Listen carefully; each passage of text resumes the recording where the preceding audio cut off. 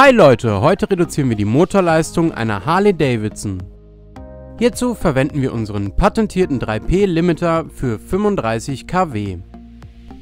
Um den einzusetzen, müssen wir zunächst einmal die Griffschale lösen. Das ist bei Harley-Davidson eine relativ einfache Geschichte. 2 Schrauben müssen wir dazu lösen. Einmal hier oben.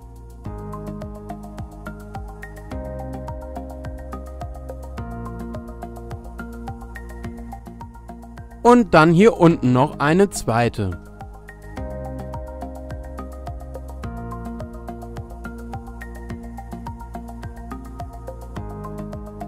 Und dann können wir die Griffschale einfach nach oben abheben. Hier ist das Innenleben, so sieht das Ganze aus. Der Gaszug verschwindet hier in diesem Schacht.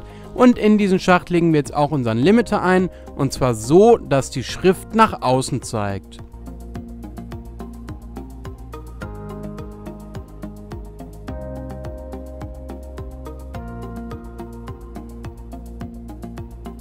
So sieht das aus, wenn der Limiter richtig an Ort und Stelle sitzt. Die Griffschale setzen wir jetzt wieder auf. Und dann kommen die beiden Schrauben wieder an Ort und Stelle und werden erstmal locker vorgezogen.